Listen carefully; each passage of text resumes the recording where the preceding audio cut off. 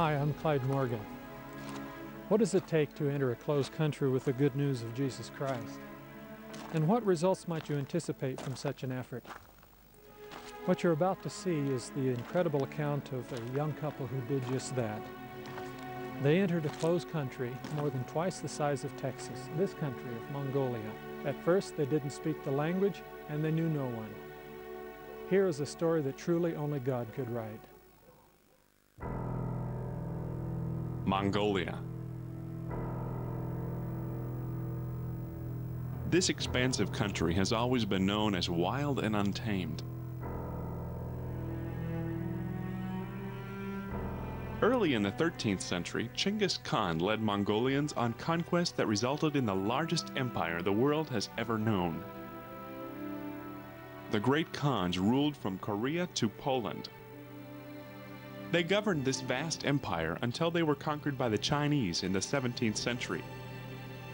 Mongolia remained under Chinese control until 1911, when the last Chinese dynasty fell. At that time, Outer Mongolia became independent of China. In 1924, the Mongolian People's Republic, a revolutionary and communist state, was formed. Tibetan Buddhism has long been Mongolia's principal religion. However, in the 20 years following the Soviet Union takeover, communist persecution slashed the ranks of Buddhist clergy from 150,000 to only 200. Christianity was also prohibited. In fact, in 1990, records indicate there were fewer than 10 known Christian believers in Mongolia. In July of 1990, something dramatic happened. Protests and riots led to the first free elections in Mongolian history. With a new government in place, the doors that had been closed for so long began to open.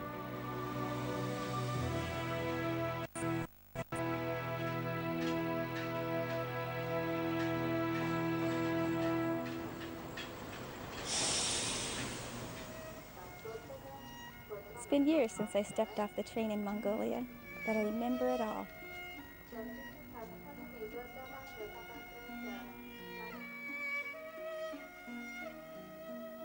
I was 24 years old when I first met Brad Jolly. God in his perfect timing had Brad's first quarter at Andrews University be my last quarter there. He made it very clear that if the relationship was to continue, I had to be willing to be a frontier missionary. Little did I know the adventure God had in store for me. We were married in 1989, and we were still living at Andrews University as Brad wasn't finished with the seminary. But yet he was concerned that I wasn't enthusiastic about missions. Well, I tried to explain it's hard to be enthusiastic about something that's nebulous. So I tried to corner him. Now, where would you like to go? He'd had a good experience as a student missionary for 2 years in Japan, so we thought, well, Asia. And so I said, okay, Asia's really big. Where in Asia? So finally he thought, well, there's a lot of need in China. We got Chinese language tapes and we would listen to those at supper time. At that time, Albania was a closed country, North Korea, and Mongolia. And I knew that being a United States citizen, there's no way we could go to North Korea. And Albania wasn't part of Asia, but Mongolia is really close to China. And so I said, well, why don't we go to Mongolia? And he looks at me with a kind of smirky smile on his face. Well, we can't go there. It's restricted. I kept talking about Mongolia. One day, the Holy Spirit convicted me that I needed to be quiet. The deep impression I got from the Holy Spirit was that if I were to continue pushing, Brad would turn and look at me and say, look at this God-forsaken country you have brought me to. And so I decided I wouldn't mention Mongolia again. That evening, when Brad came home, he had checked out every book the library had on Mongolia and brought it home with him. And from that time on, it was a project we worked on together. Brad and Kathy earnestly began researching Mongolia. They decided to team up with Adventist Frontier Missions and began seeking a way into this closed country. Finally, they found a German missionary who was willing to get Mongolian visas for them if they would teach English with him. Brad and Kathy wrote a letter and mailed it to their wedding list, asking for support. The day that we put it in the mailbox, that evening he called and said the whole thing was canceled. And though most people would think, okay, that means the door's closed, you're not supposed to go, but for us, it was a sign that God waited till we mailed the letters, because God still had a plan and a way for us to go there. Months passed. Brad and Kathy and the rest of the Adventist Frontier Mission staff prayed and continued to trust that God had a way for them to get into Mongolia. While they waited, Brad graduated from the Adventist Seminary, and they were introduced to a man in the Mongolian embassy in Japan. Believing he could provide them with visas, Brad and Kathy packed their belongings and boarded a plane bound for Japan. When they arrived in Tokyo, they visited their contact at the Mongolian embassy. To their dismay, Brad and Kathy discovered he had no authority to issue visas. For the next several days, they called and visited the embassy, trusting that God would open another door. A few days later, their embassy contact phoned them and told them to meet with a Mongolian professor working in Tokyo. Perhaps the professor could help them get visas. So we went there and knocked on the door, and it's only his wife and his grandson there. And they don't speak English very well, and neither did they know Japanese. And so we understood he wouldn't be home till, much later, more like 8 or 9 o'clock. So we didn't want to just continue being uncomfortable waiting in the house, so we said we would return. And meanwhile, we went and found a little coffee shop and ordered some hot chocolate. And when the time came, then we returned. And a very friendly professor. And he called the university and made arrangements, and we would have a visa. And if nothing happened within a few days, give him a call back, and he would call again. God got us a visa. It's quite a long train ride from Beijing to Ulaanbaatar. And as soon as it was light and we knew we were in Mongolia, we had our noses pressed to the window trying to see what our new home is going to look like. It's pretty barren and desolate. The people didn't smile when we would stop at little villages along the way. And they talked in a language that we could not understand at all. God worked it all out. There were no Seventh-day Adventists here to meet us, to show us around or anything. So God arranged for the professor's son to do that. The first place we lived in was the foreign student dormitory. I think it was 4 stories, and we were on the top floor, the last room. And because we were 2 paying students, we got 2 rooms which were connected with an entryway that had a toilet off the side. It was very bleak looking. There was a communal kitchen and a communal shower. At that time, there was not only shortages of food, but the electricity and the water was very unstable. It was so cold in our apartment. The window was lined with ice, probably at least an inch thick. We were Mongolian language students at their university. And the very first class, the teacher writes on the board the whole alphabet and tells us the sound of them. It's all in printing. She erases the board, and from then on she's writing in cursive. And so we're painstakingly trying to copy these letters. Then we get back to our room and we're trying to figure out now in cursive, what letter is this in the printing? And I can look back in our old notebooks, and underneath all the cursive is our painstaking trying to print these letters underneath so we can then try to say them. Shopping was very difficult that time. There was potatoes when we came. There were little tiny green tomatoes for a little bit. Cabbage, onions, turnips. Everyone had a ration card at that time, and there were certain items that were on there: alcohol, flour, rice, and a lot of other items that we never saw. But you could only go and get your rations at a certain assigned store. And if you didn't get there when they had your rations for the month, then you just kind of went without. But even the ration supply was not enough to carry a family through a whole month. We were blessed that our salary was $40 a month, and we could go to the dollar store and we could buy, you know, white flour, white rice, oil, you know, some of the basic staples. And we had brought some beans with us, quite a supply of that, so beans and potatoes. Through that whole time, we never went hungry. God provided for us every day. Living in the foreign student dormitory, we had a guard at the door before you could go up to any of the rooms, and Mongolians were not allowed in.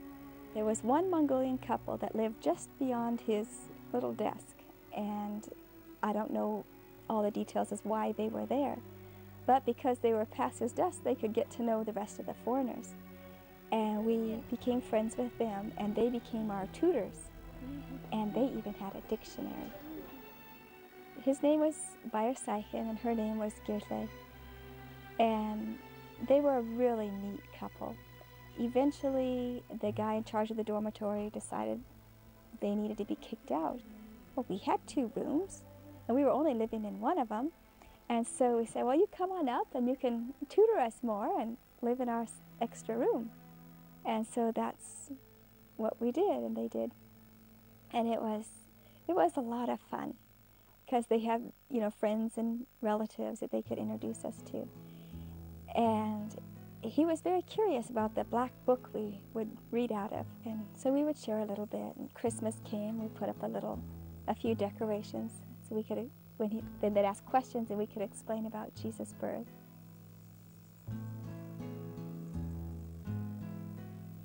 We were unprepared to be able to share much spiritually, and really close to the university was a Mongolian Christian church. The Christians at this time were all trying to make it one large interdenominational type thing, all the missionaries working together. And so we went there, and we found that there was a New Testament that was translated. I thought, great, we have another tool to help us learn the language. And so we're trying to look at this New Testament and our English Bible, and they don't match. And it was very loosely translated, and in such a way, as we found as time went on, we could not teach any of our beliefs from this New Testament. Meanwhile, we were frustrated living in the student dormitory because there was no way to invite people to come to our home. And so we looked for another place. It was a Hope Center, and it was a home where they took runaway children and street children, and they fed them and clothed them, and also had a little school for them. And we found another kind of 2 rooms with the same kind of setup as the first place. So one room for us, one for the couple that was living with us. Then there was this little tiny room, kind of it seemed smaller than a love seat. And that was our little kitchen. And there was no stove, so we got a little plug-in burner, and we would squat and cook there.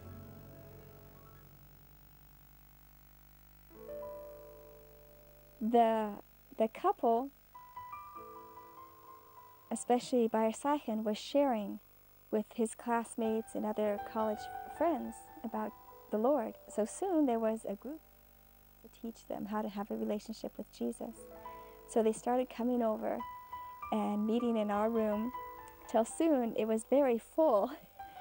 And by May, the group was desperate to learn more. It was soon going to be summer vacation. They were going to be going home, and they wanted to learn all they could so they could share with their family and friends out in the countryside. So it wasn't just a once or twice a week. It was now starting to be almost every day.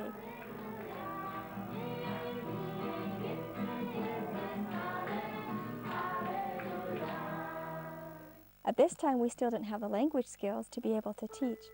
And Brad was teaching Steps to Christ in a very easy way, and Bayar-Saichen was translating. Many of the other Christians started being jealous and wanting to pull him to be a part of their group. So they started telling him that Seventh-day Adventists weren't real Christians, and, you know, pointing out different problem verses, and we weren't following the Bible, and, you know, all kinds of problems. Well, he hasn't even read the Bible, most likely, you know, and he wasn't in a situation where he could respond or even know how to study to find out for himself.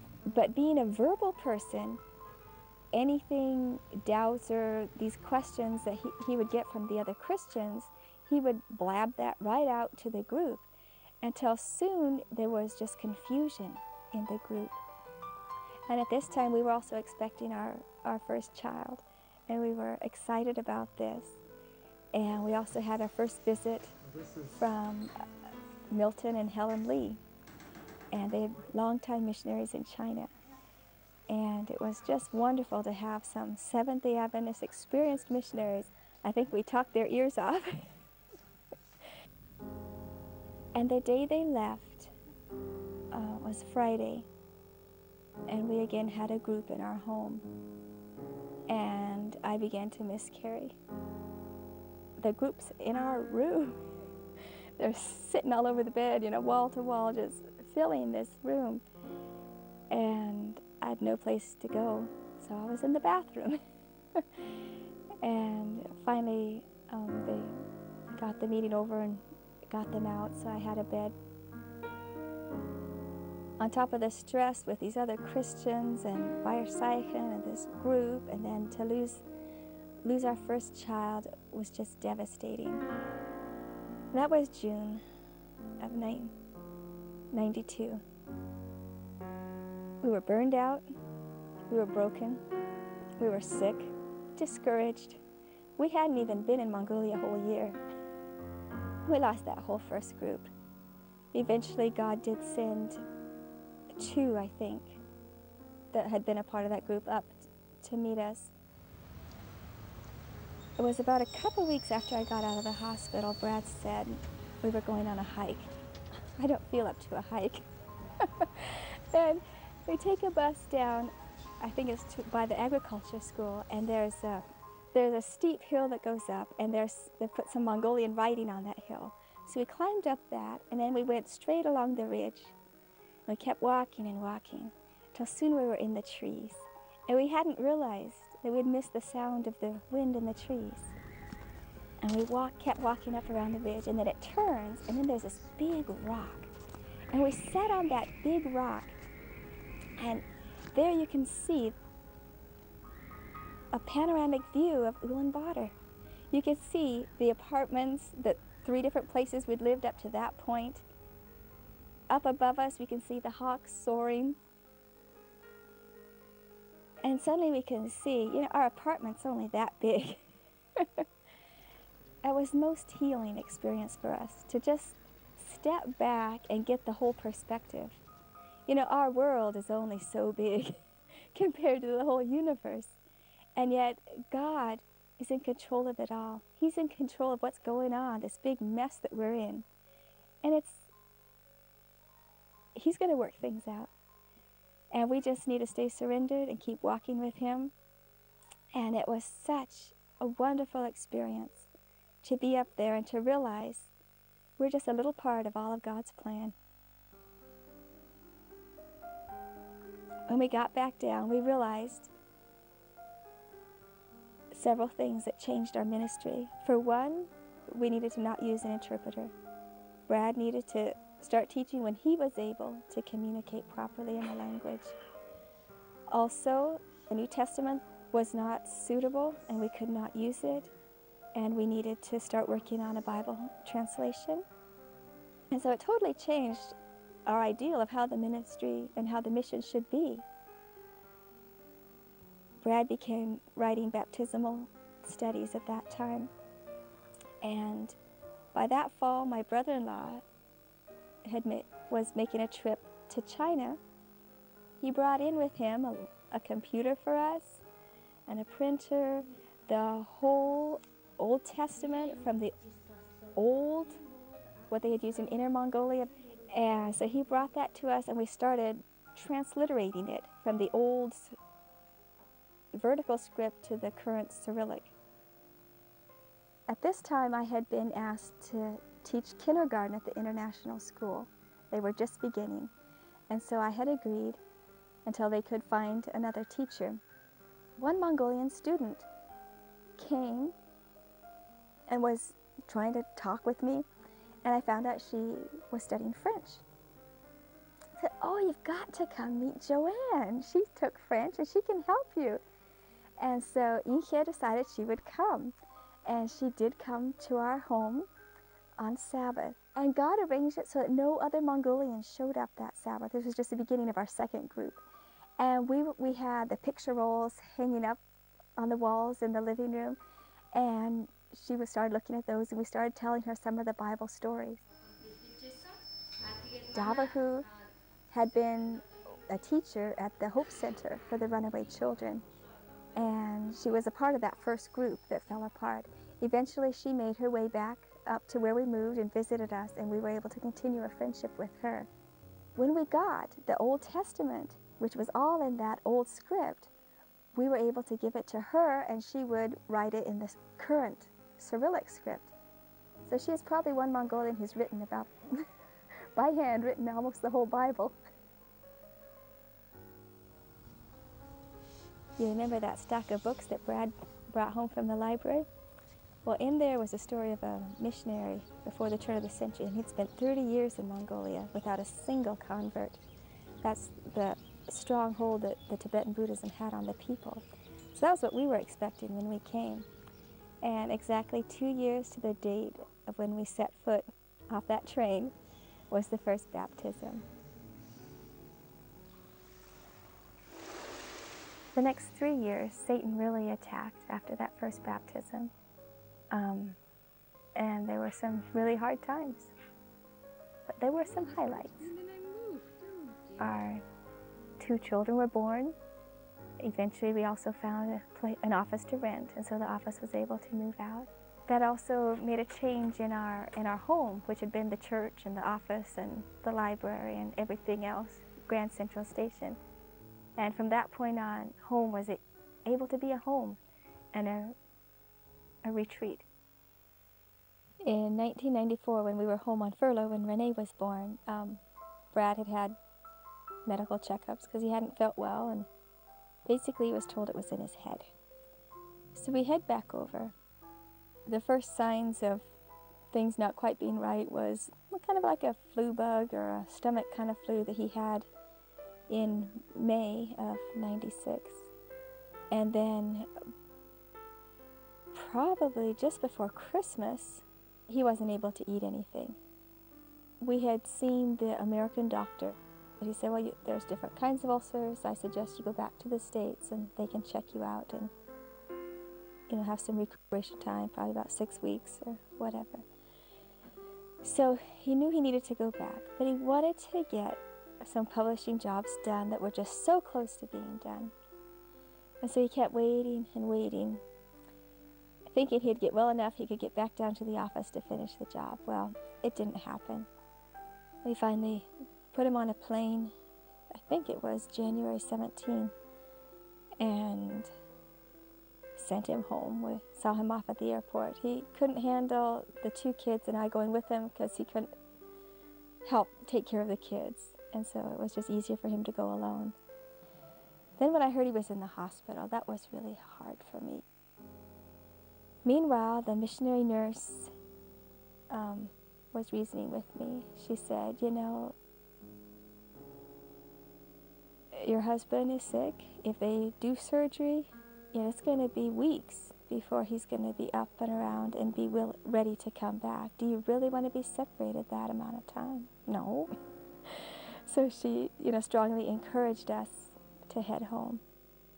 So when Sabbath was over, we packed up all our things that we didn't want to leave out for others to use and put them in a door behind a lock, and we got on the first flight out of there. On that flight home, the doctors walked in to Brad's room and said, you have cancer, and we're doing surgery tomorrow. And I got to arrive just the night before and to see him before he went into surgery, and God worked it all out. Wasn't too long after we were back that he got another computer and started doing the publishing. I thought, well, maybe God just wanted me to be able to do publishing here in the States where I don't have all the distractions of the things over there and I can really focus. Then when the cancer got, too painful, where he had to be on more stronger pain medication and would affect his thinking, then he backed off and he did more training me of how to do some of the programs and stuff. Hey, come over here. These are for you girls from Daddy. You know what? You won't be able to use them for a while. But these are so that you can remember my desire for you. And what is this gift? Bible. He was so sweet all the way up to his death, and so loving. Just minutes before he died, he asked me, what's the matter? I was upset about something, and I love you. And he died September 1, 1998. In 1998, Adventist Frontier Missions handed the Mongolia church planting project over to the General Conference of Seventh-day Adventists. Pastor Dale Tinnell and his family moved to Mongolia to continue the work that Brad and Kathy had started. In 1998, we had one church in Ulaanbaatar. Today we have 4 groups meeting in Ulaanbaatar, and we have 18 groups meeting all over the country of Mongolia. Brad and Kathy really laid a foundation for us in 3 different areas. First, they laid a foundation in the area of leadership. The people that they chose to be leaders, we are still using today. Secondly, they laid a foundation in the area of publishing. Thirdly, we are continuing to use the home group method that they taught us. I think we're called to live for Christ and to die for Christ. And as we go back and study missions, a lot of them went out, and they weren't out very long. Their lives were very short, and they gave all they had for Christ. There's nothing wrong with that. Praise the Lord. That's what we're here for, is to live for Him. And if it includes an early death, the next thing you know is going to be Jesus coming. Brad and Kathy's experience here in Mongolia working on the front lines is a familiar one to Adventist Frontier Missions. We've been working among the unreached since 1985. Every day our missionaries are at work where there is no Adventist presence. Our great desire is to see God raise up more missionaries for the remaining unreached. Piercing the Darkness was produced by Adventist Frontier Missions, reaching the unreached. To receive your DVD copy of Piercing the Darkness, call 1-800-937-4236